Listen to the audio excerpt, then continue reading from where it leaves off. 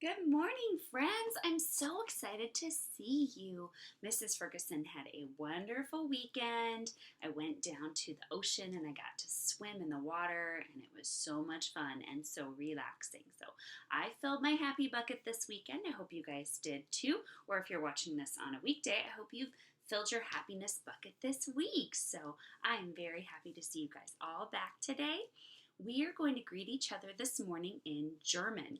Mrs. Ferguson used to live in Germany, and I learned the language when I was living there.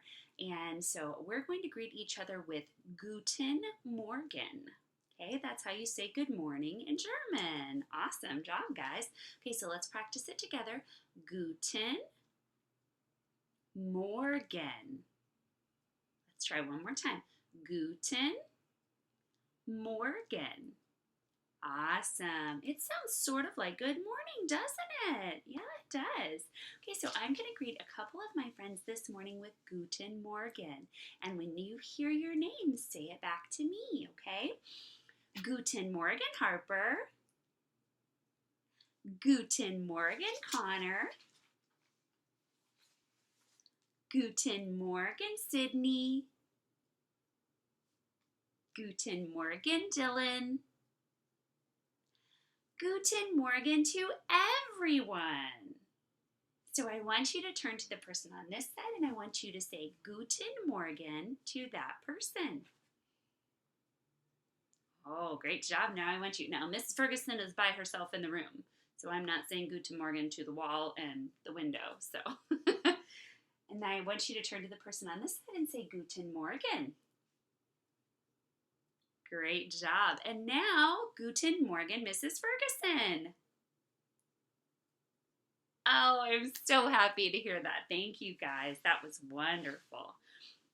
Thank you for greeting me with a smile and a Guten Morgen, which is good morning in what language?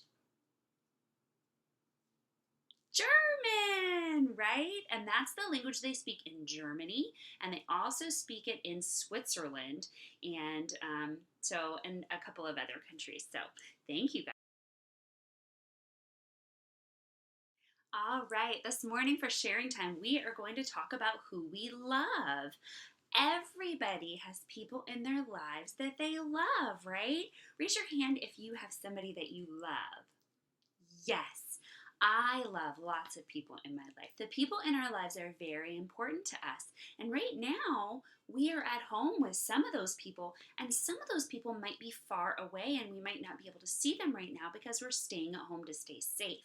Okay, so we're going to think about those people that we love. And this morning, for your share, you're going to share. My question is, who do you love?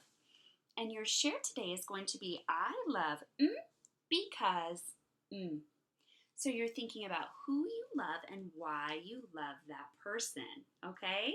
So, and we love lots of people, and you can share all the people that you love when you're talking to your family and telling them about this. But for right now, let's pick one in our heads, and I want you to think about that person that you love and why you love them, okay? So I love because everybody think. And when you know, raise your hand.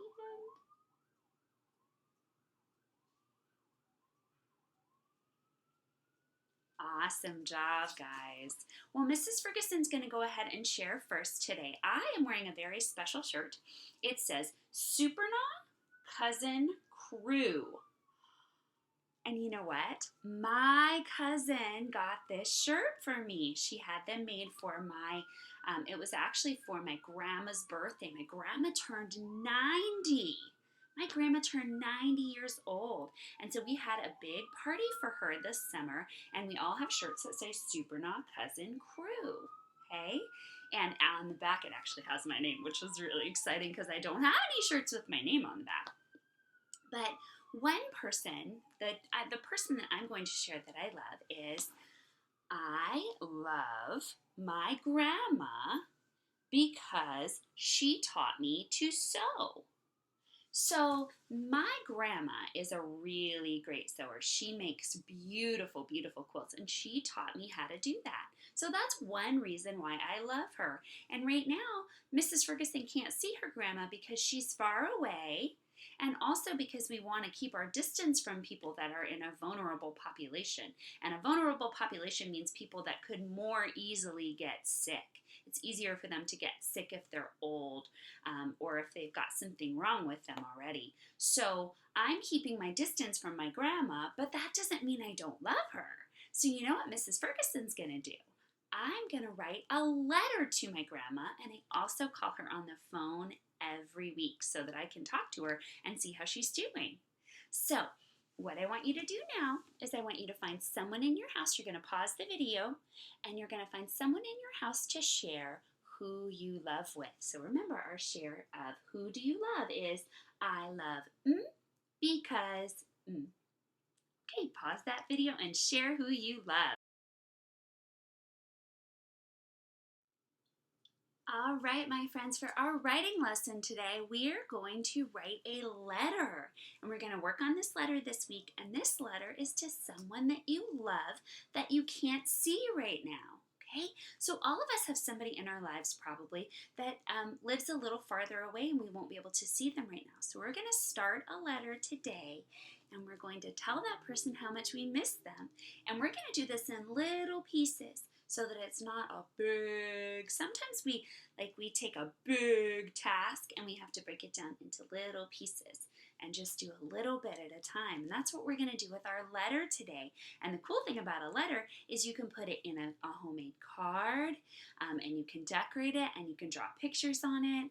And remember, if you're not ready to write, you can also use your finger and draw in the air with me. And then when it's time to send that letter, you can draw a picture instead.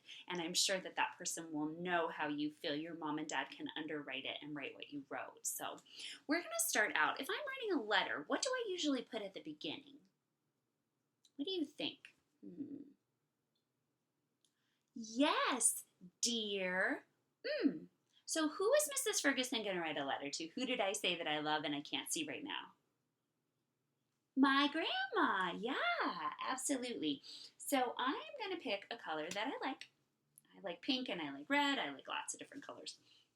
So I'm going to write the word dear. Dear. D, d, d. What sound do you hear? Yes, it's a D, and it is an uppercase D, right? D, d, E. What letter was that? Yes, that one said its name, didn't it? And we're going to do a lowercase e. D, e, r, r, rainbow. Yes, dear. Now, what do I need here? What do I need here? A finger space. Yes, I'm going to put a finger space there so I know this is two different words. And I am writing my grandma's name. So I'm going to write grandma, but I'm going to write it with an uppercase. G, g, g. Yes, uppercase G. So remember my finger space. Uppercase G. R, yes,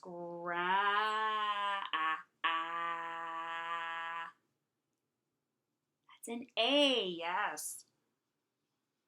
What do you hear? Monkey, yes. Grandma. You know, that sounds like an O, doesn't it? Aw. Aw is O, and is A. But you know what? I think we're gonna do an A at the end. Dear Grandma. Great job, everybody. Okay, so read what you wrote so far. Dear Grandma. Now, when you do your own writing, you will get a chance to put the person's name that you want to write your letter to. You're going to put it right there, okay? So instead of writing Grandma, you might write Dear Grandpa or Dear Aunt Susie, or whoever you're writing your letter to, okay? All right, now when we're writing a letter, the next thing we're going to put is a comma right here. And that's a piece of punctuation you'll learn about when you get a little older, okay? We're not going to worry about it right now, okay? Dear Grandma, wonderful work so far.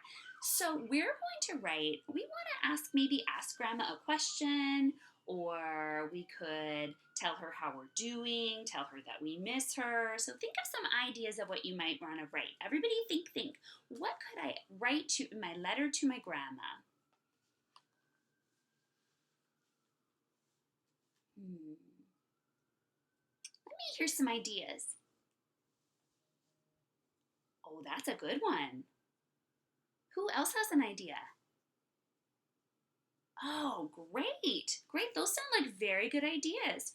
So one of the ideas I heard was, how are you? And how many words is how are you?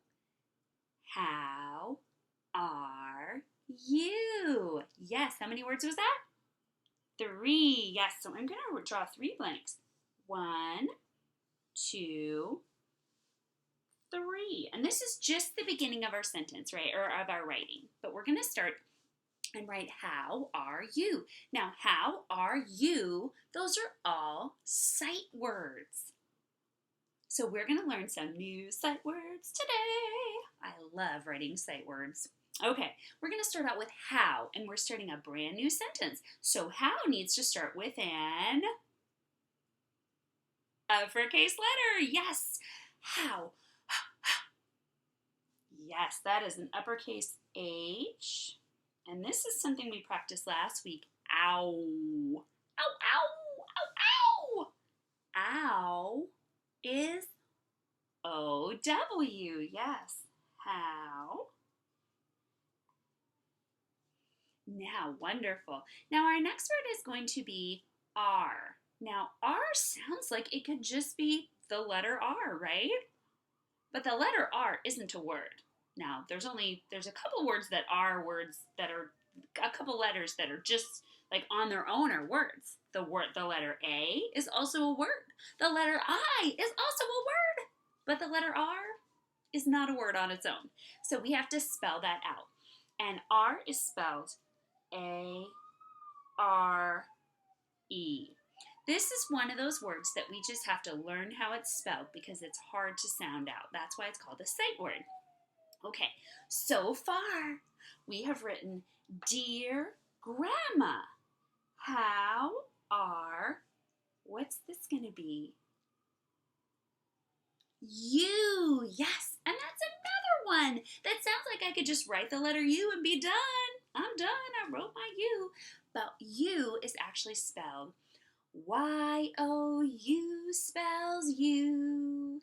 You know, Nellie Edge does a really great job teaching us to spell our sight words. So let's practice that together. Y-O-U spells you. Yes, wonderful. So we're going to write the word you, and we spell it Y-O-U. Yes. So let me see. Mrs. Ferguson has a hard time doing the Y backwards. So I'm going to turn this just a little bit, and I'm going to do my lowercase y. Awesome. And I can do the rest of them upside down, but that Y just keeps throwing me off. Y-O-U spells you. Yes, wonderful. Let's read what we wrote. Dear Grandma, how are you? And what are we going to put at the end? I'm asking a question. I need a question mark. Yes, wonderful. Now, remember, you are going to write your own letter, so you can do it however you want. But today, I want you to definitely write Dear Whoever you are writing to, I want you to write Dear And we will have some time to work on this later in the week too. If this is too much to do in one day, that's okay. Remember, you want to break it into manageable chunks into little pieces so that it's easier to do, okay? Remember, writing is challenging. And you know why? Because it grows your brain. It makes your brain grow. And it makes you smarter by working harder. Did you know that? So we grow our brains every time we practice our writing, okay? And so we are going to be working on our card and letter this week. And like I said, what I want you to make sure you have done today is at least Dear whoever you want to write your letter to. Okay, so if you would like to pause the video, you can use this sign and work on that writing. Great work, guys. Oh, I almost forgot. We need to celebrate. So let's do and around the world. Woo! And other way. Woo! Miss Ferguson just made that one up. It's kind of how I roll. Okay, you may pause the video and make sure you have written Dear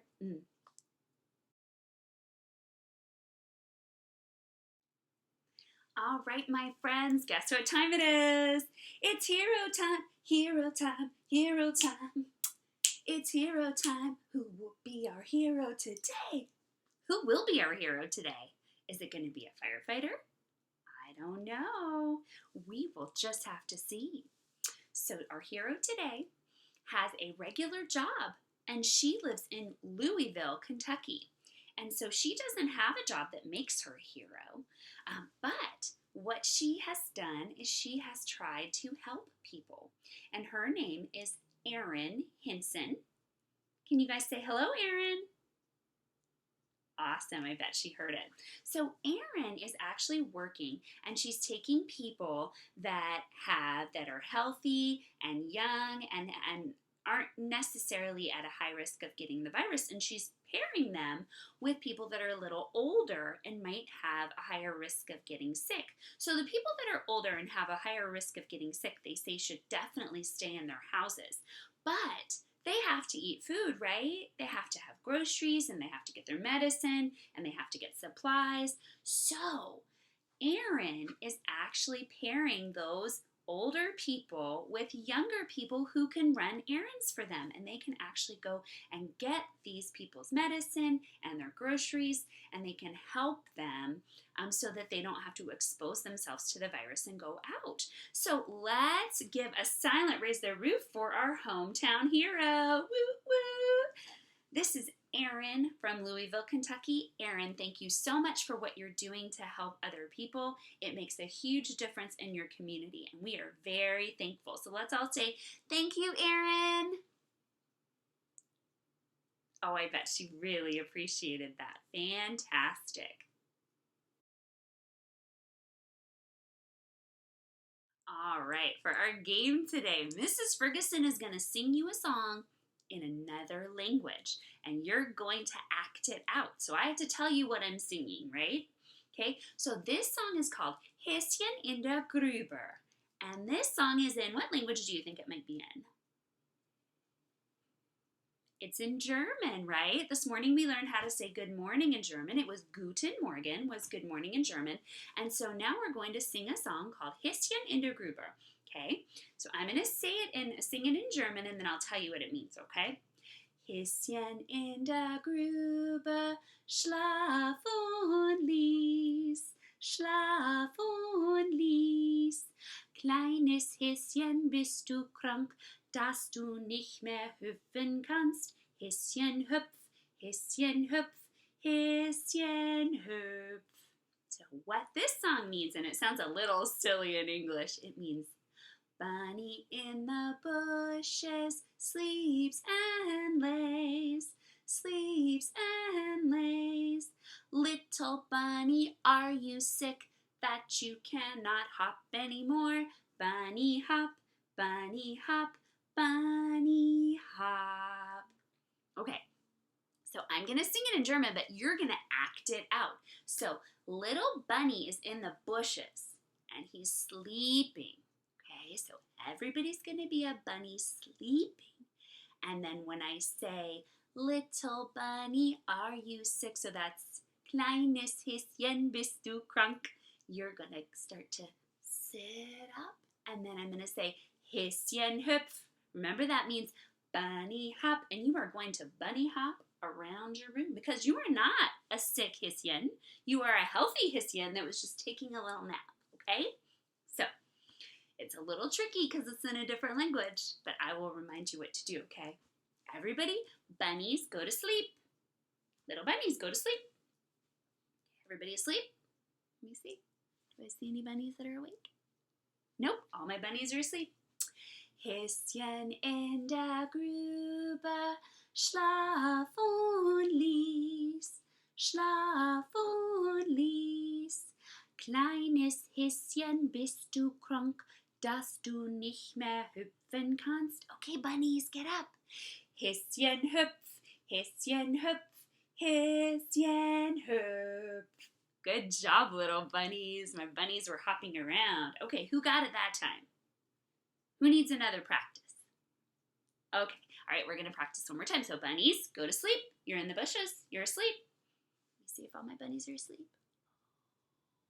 Looks like you're over. Okay, all the bunnies are sleeping. Häschen in der Grube, schlaf und schlaf und Kleines Häschen, bist du krank, dass du nicht mehr hüpfen kannst? Okay, bunnies, get up and hop. Häschen hüpf, Häschen hüpf, Häschen hüpf. Great job, little bunnies. Give yourself bunny ears and give a bunny celebration. We're gonna have a bunny party because we're not sick Hessians. We're not sick Hessians. We're healthy bunnies, right? We're just taking a little bunny snooze, a little bunny siesta. So you guys did a great job again today, and I'm so glad that you joined us. Keep your writing for today, and we will use it when we continue working on our letters tomorrow, okay? And I actually also, if you can't think of somebody to write your letter to, I'm going to post for your parents to look at. I'm going to post a website where you can sign up to get a pen pal that is in a nursing home right now. So right now, people that are living in a nursing home or a retirement community can't have visitors, but they can still get letters. So I'm going to post that so your parents can look at that and maybe sign you up for it if they would like to as well. Okay? Great job again today, guys. Give me bunny ears. Whoop, whoop, whoop, whoop. Have a great day, and I'll see you tomorrow. Bye.